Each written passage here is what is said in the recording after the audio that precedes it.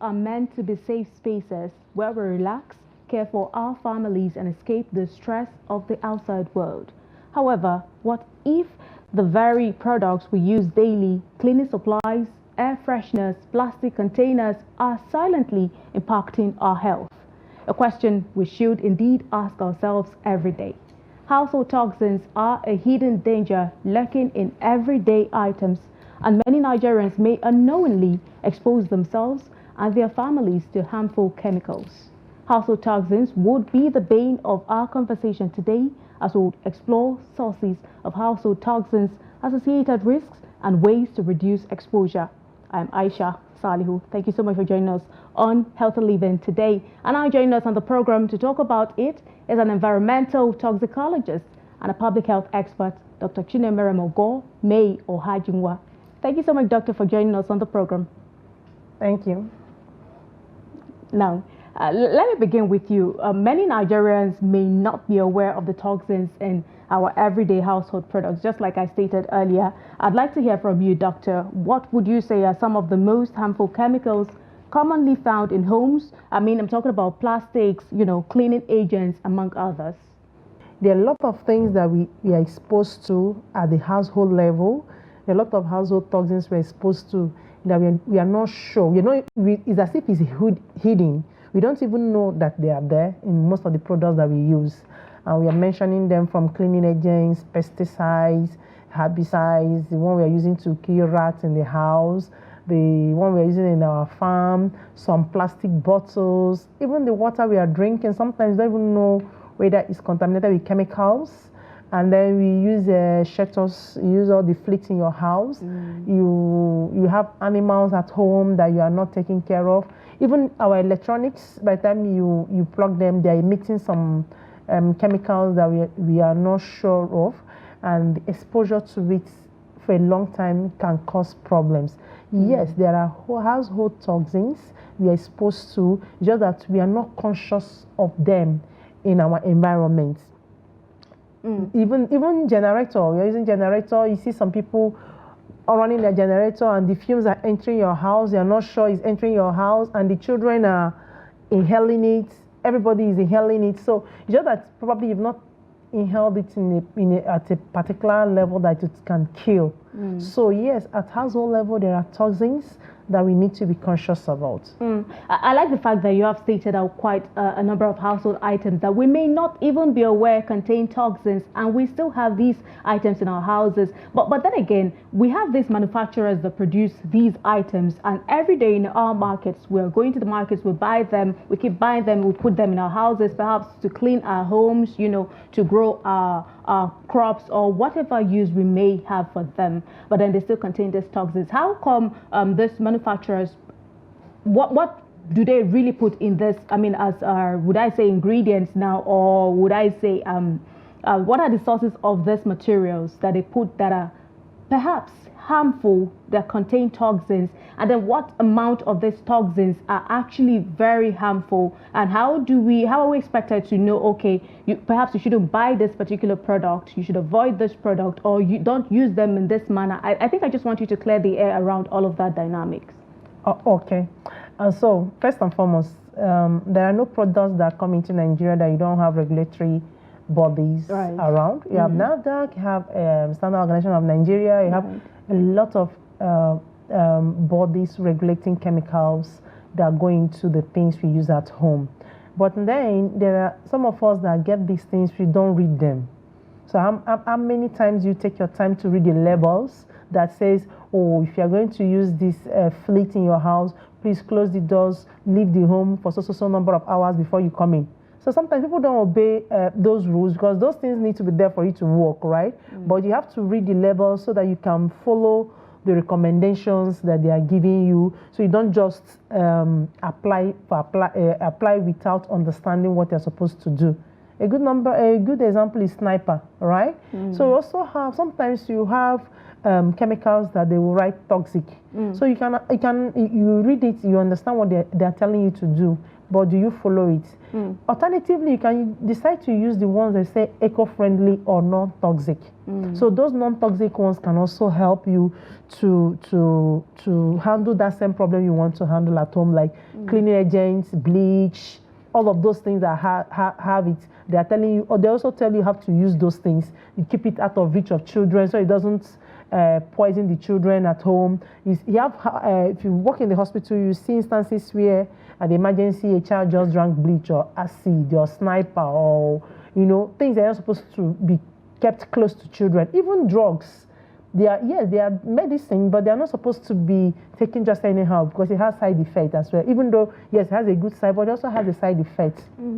Alternatively, is that some of those toxins like cleaning agents and things, you can decide to use the natural alternative that cannot cause those kind of problems. And then if you are using them, you are having proper ventilation at home. So some of these recommendations are things that they are practical. They are things that you should be able to observe, and then follow those rules, so you don't expose yourself unnecessarily to toxins that can have effects in future. Doctor, in a nutshell, if I get you correctly, you're now saying that it is a responsibility of the user to read instructions before usage.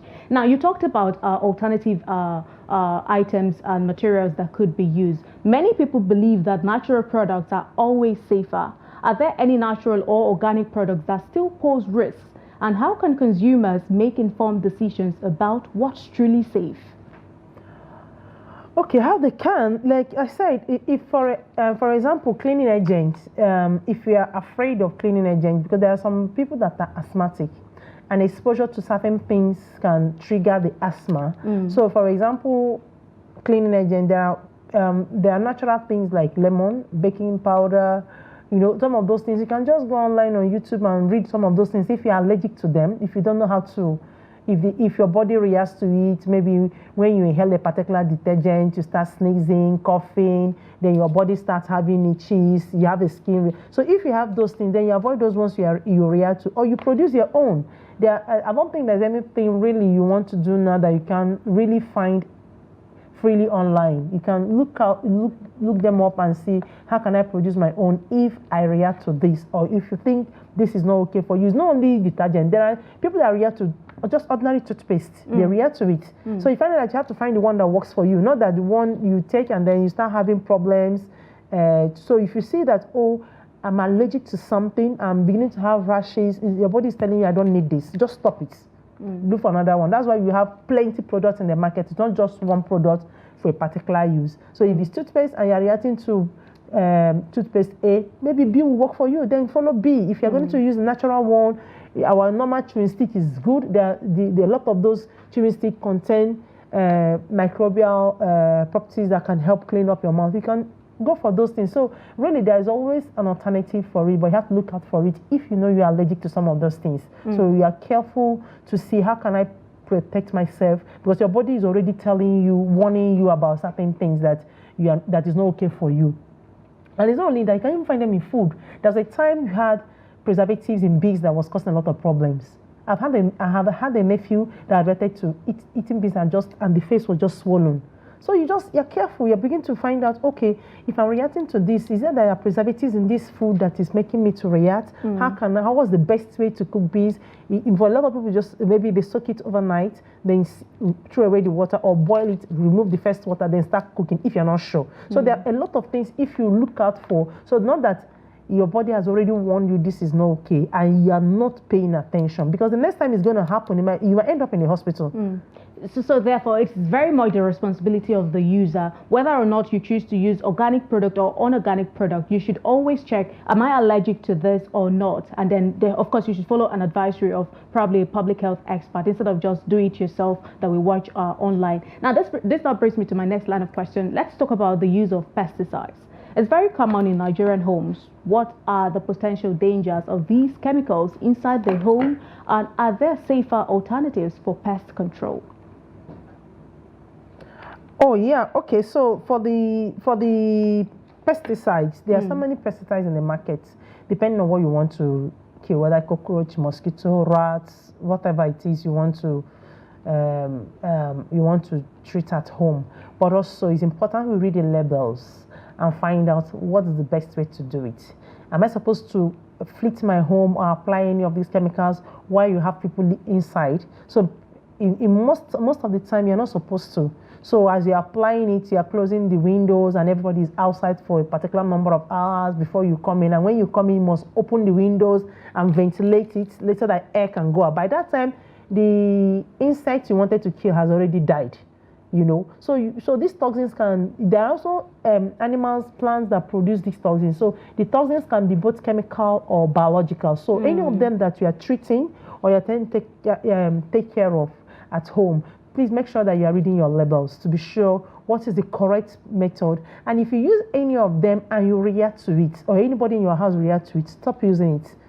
Look for another alternative. If you react to any of those, like places where you have asthma people that react, very little thing can trigger, then you find out that in those kind of things, you don't use it when they are around. You will have probably fitted your house in the morning when you are going to work. So by the time you come back in the evening, all the smell is gone, and the mosquito and cockroach, everything is also dead. Then you open the windows and the person can be comfortable in that house than just ending up in the hospital.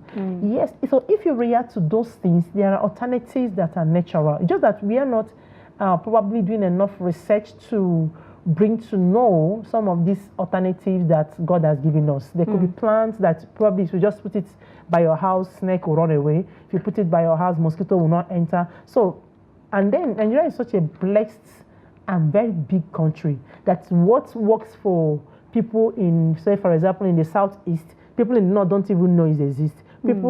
What works for people in the southwest, people in the east don't even know it exists. So if we're able to have this research published and people can have access to it, and you find out that these things that you're thinking is a weed, is a natural product that can help you to still solve the same problem in a natural way, without causing further problems to yourself. And so, and then sometimes too, you see some chemicals that are too strong, and then you can go for those ones that they will write eco-friendly or non-toxic properties used. Sometimes they label those things, not the one that is so strong that you end up, causing more damage to yourself that you don't even know, because most of the time, these things don't, you might not react to it. Something like cancer won't just happen immediately.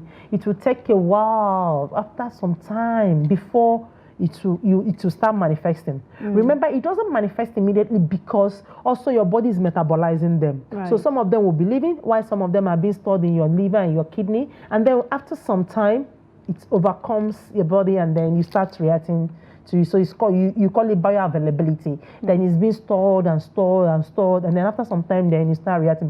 But if you are not exposed to it every time, you find out that your body has a way of getting them out. It metabolizes and just get them out of your system. You urinate, you sweat, you go to toilet, it leaves your system. But if you don't do that, then it bioaccumulates and then can cause another problem. Doctor. We'll come back to that point later on in the program. But now I'd like to hear your thoughts on this.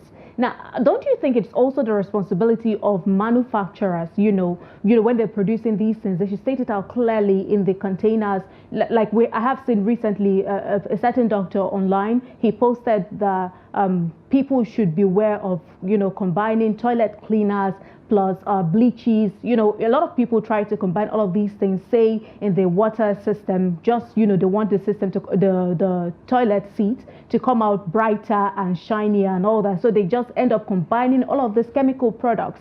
It's just recently that we're now seeing advocacies around it that this is not a safe way of usage. Don't you think it is also a responsibility of some of these manufacturers to state it very clearly without the medical jargons that they always write, put in the organic names or the chemical names or whatever, just stating it, okay, do not combine this product with this product at a particular time because of this particular thing that may happen?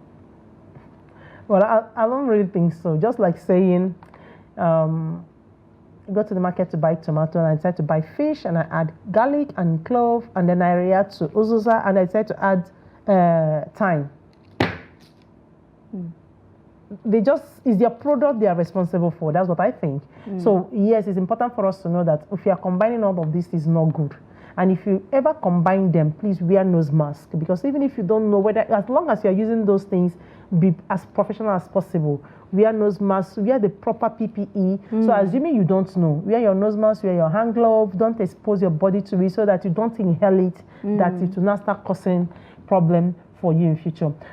There's a particular incident like that, how this particular family was trying to fumigate their house. Right. And they were using this lady that is living with them to go fumigate the house. But they didn't know the lady was asthmatic. In fact, the lady didn't know she was asthmatic. So probably all the while it was happening to her, it happens a very, very little level that she can overcome. And this particular day, she went to go and do the fumigation without wearing nose mask, because she would have probably done it before and nothing happened.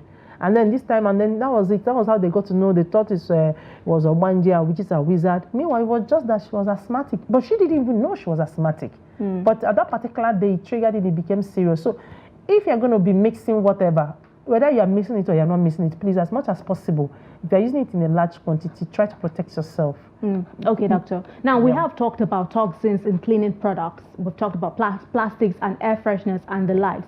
What about cosmetics and personal care products? Are there specific ingredients that people should be avoiding in these items? Okay, so when it comes to cosmetics, the major one there is lead. That's the one that they talk about. But a lot of the time, if the cosmetic is not telling you eco-friendly, non-toxic product to use, dermatological tested, please check it out. Okay. Because most of the time, these cheap products are not always good for your skin. Okay. And when it comes to cosmetics, maybe you have to go low on makeup and all that, because sometimes you don't even know what they put in the clay that we are rubbing on our faces. So if you don't need to, just don't put it. Or as soon as you get home, wash it off your face.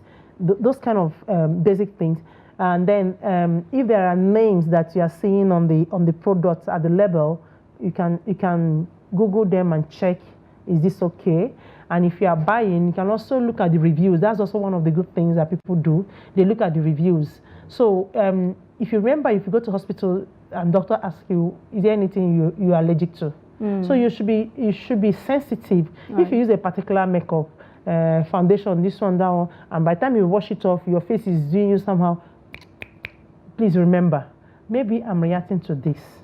Then you may just stop it for a day or two, try it again. If you repeat yourself, that means you're reacting to it, then you stop. And then use another one. That's why when you go to hospital, you go to market, there are 1 million products everywhere, because all of them cannot be good to everybody, but it's important we read the labels. If you see any name that looks strange, please check it out online. Everything is now online.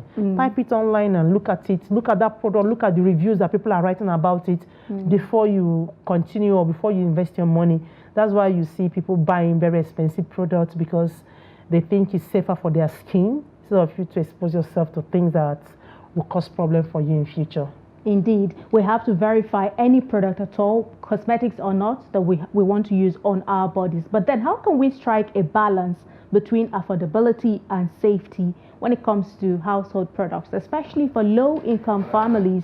Are there affordable non-toxic options available on the Nigerian market, really? Yes, there are, because you're not looking out for it.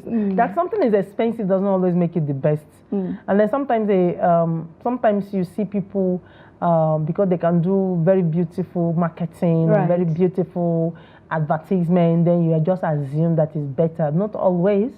So yes, there are. We just talked about natural options. There are people that react, if you're asthmatic or you react a particular thing, and that thing is expensive, the one that is cheaper, the one that is cheap might be the one that is safer for you. So if you decide to use, instead of use the natural cleaning agents like lemon, baking powder, they are cheap, but they might be better off for you than using the one that you end up, burning your skin. Yes, because those burning is just the little, just like warning signs. The next time might not just be burning, it might be something more serious. The same product, yeah. Earlier, you talked about bioaccumulation. Now, this now brings me to my line of question. Remember, I told you to hold that thought earlier. We know that frequent exposure to certain toxins can accumulate in the body over time, right? Can you explain how bioaccumulation works and what long-term health issues might arise from chronic exposure to common household chemicals? Okay. Chronic exposure to common household chemicals. Okay, so chemicals are plenty, right? And we talked about whether kerosene, fuel, acid, bleach, carbon monoxide from your generator, pesticides, fumigation. The list is very endless. Is very long, and I just explained to you how it works. So now, if you are drinking bleach, for example, which is somebody can take as an accident, or you're keeping it where children can reach it and they just take it and drink it, that is having a lot of quantity at the same time. The liver, your body might not be able to handle it, so the person ends up in the hospital, right? Right. But if you're having little exposures, you find out that your body has a way of metabolizing it and excreting it, and it leaves your system. If you're having it at a very low level at a time, not that you have it at a low level continuously. So for you to have that level of exposure, you are looking at frequency, you're looking at duration, you're looking at body weight, you're looking at age. So you're looking at the level of exposure. Was it ingested, inhaled, eating? That's ingested, as in, did it pass through your mouth? Did it pass through your nose? Or was it on your skin? What was the exposure like? Because you can have exposure that you're having all of them at the same time. And you can have exposure that is just on your skin. You did not inhale it. It did not enter through your mouth. So those exposures have different. So what I'm trying to say is, in the frequency and the volume, the quantity you are being exposed to determines the outcome and how fast you can react to it. So if it's just little at a time, my body might just, that is why all of us have not died. We are exposed to 1 million things every day, and yet, so you can see how God created our body. You have a way of, healing itself and then getting out what is not necessary. So when you expose too much that the body can't handle it anymore, that's when it's overwhelmed, and then you have the reaction. And a good example is cancer, and not only cancer. Cancer is the one that that you were exposed to a particular chemical for such a long time, and then 20 years down the line you are having this. So when you are doing the estimation of a particular chemical exposure to see, okay, so if a human is exposed to this, how many years will it take for this person to come down with this particular disease? So it might not necessarily be cancer, it could be something else that you don't even know that is going to happen. So when you are doing the estimation and you are doing the calculation, that's how you do it. So you change the variables, you put in and see. So if I'm exposed from morning till night for 8 hours for this particular quantity, and I'm this height and weight and this age, and I don't wear clothes, or sometimes I wear clothes, it's only my face that is exposed. So because the exposure is not the same. If I'm entering the place, I'm stark naked, I'm inhaling, and my whole body is exposed. It's different from I'm wearing clothes, I'm wearing gloves, it's only my nose and my body, my face that is exposed. So the exposure levels are different, and then that's how you're able to calculate and see at what point will somebody come down with a particular disease. Yes, so most of them are. It's just that you're able to, your body is able to, metabolize and get it out of your system. So, doctor, you'd agree with me that we can't talk about household toxins without considering the vulnerable populations, like children and pregnant women. They're especially at risk from exposure to these toxins. Could you elaborate on why these groups are more susceptible to the effects of household toxins? Okay, so for the pregnant women, when the pregnant woman is exposed to any of these toxins, the baby in the tummy is also exposed to it. So you are trying to not to expose the child to that. So you see people working in a particular company. If you are pregnant, they say, oh no, pregnant women cannot work here because of some certain chemicals, because if you are inhaling it, it can start affecting the child, then give birth to a child that is deformed somehow, So that's why pregnant women are protected from working in certain places or certain exposures, because now you're trying to protect the child that is unborn. Again, it's the children. The children might not be able, they can't read those labels. That's why they tell you, keep out of reach of children. Even medicine. they'll tell you keep out of reach of children. Even if it's paracetamol, you shouldn't keep it where children can easily have access to it, because when they are sick, it can just become something else. So you keep it away from them. The same thing with elderly people that are old, because now their systems are getting weaker. They are not as strong to fight diseases the way it used to be when they were younger. So as much as possible, you protect this group of people from toxins that can, cause problem for them in their body or in future. So you try to protect them from such exposure. As the world moves towards a more eco-friendly lifestyle, how can Nigerian manufacturers be encouraged to produce safer and non-toxic household products? Oh, I think they can be encouraged. What I think happens is that the world is shifting, so there's a lot of emphasis on sustainability. There's a lot of emphasis on environmentally friendly products.